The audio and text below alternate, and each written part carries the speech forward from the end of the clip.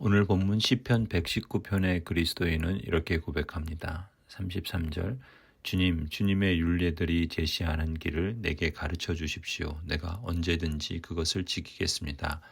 나를 깨우쳐 주십시오. 내가 주님의 법을 살펴보면서 온 마음을 기울여서 지키겠습니다.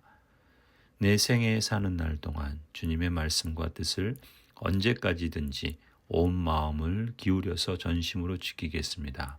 이 성도의 고백을 제 표현으로 하자면 성도로서 내게 맡겨주신 주님의 부르심, 이것이 하나님의 뜻과 비전이라고 보여주신 교회의 길, 이것을 언제까지든지 지키고 온 마음을 기울여서 전심으로 지키겠습니다. 이렇게 다짐하고 결심하고 선언하는 것이죠. 그런데 인생의 길이 그렇게 언제나 뻥 뚫린 고속도로를 달리는 것은 아니지 않습니까? 많은 차들이 몰려서 병목이 생기고 정체가 되기도 하고 군데군데 사고가 나서 꽉 막혀버린 도로 위에서 나갈 출구도 찾지 못하고 거의 주차장에 주차한 차처럼 답답한 길을 갈 때도 있지요. 게다가 약속이라도 해서 가는 길이라면 안절부절 못할 때가 한두 번이 아닙니다. 갓길이라도 빠져나가서 달리고 싶은 유혹을 받기도 하고 가끔씩 그렇게 달리는 차를 보면 그 차를 향해 욕을 해대면서도 한편으로 나도 해볼까 이런 마음을 가질 때도 있습니다. 간신히 막힌 고속도로를 빠져나와 국도나 지방도로 가면 좀 나으려나 싶어서 어렵게 그 길로 진입해 나갔는데 거기도 꽉 막힌 차들로 가다서다를 반복하고 게다가 신호등은 연동이 되지 않아 하나 지나면 또 하나 걸리고 짜증나고 화가 날 때가 있습니다. 이게 운전하는 길 이야기만이 아니라 인생 이야기도 그럴 때가 있기 마련이죠. 마치 도로 상황처럼 인생의 길에서도 이런 정체와 병목 상황에 사로잡히게 되면 내가 지금 무엇을 위해 이 길을 가는지, 내가 도달해야 할 목표가 어디인지 이런 것은 까맣게 잊어버리기 십상입니다. 아니 가는 길과 목적을 알면서도 애써 어떻게 하면 쉽게 갈까? 어떻게 하면 고생 안 하고 갈까? 왠지 남들 보면 더 편하게 사는 것 같은데 이런 생각이 들 때도 있습니다. 여러분에게도 이런 유혹과 시험이 없으셨습니까?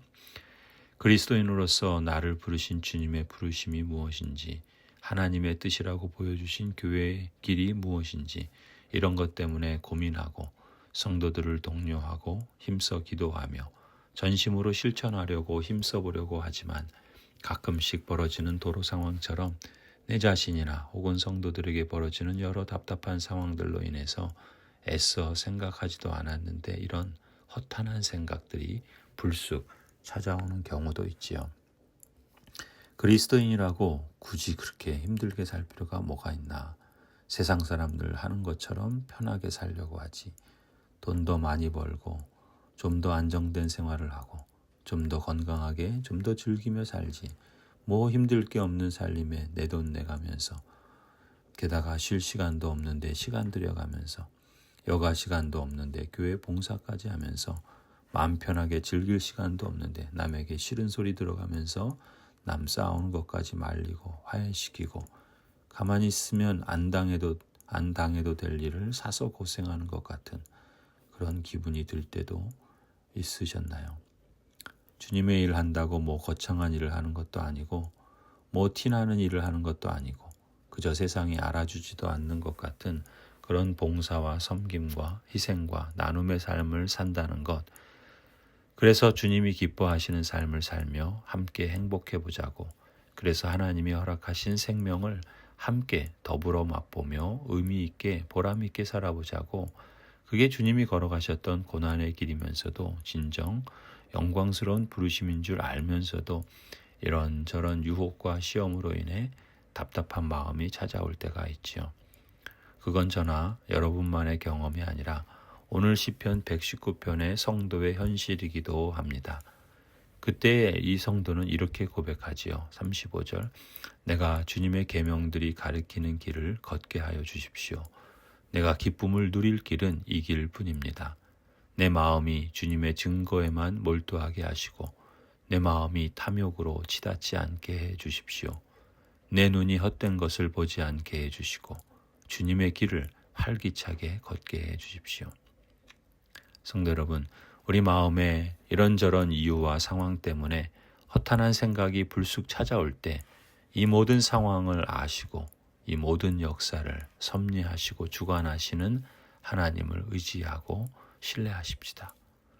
우리의 마음과 우리의 입술이 시편의 성도와 같이 이렇게 고백하길 원합니다. 38절 주님을 경외하는 사람과 맺으신 약속 주님의 종에게 꼭 지켜주십시오.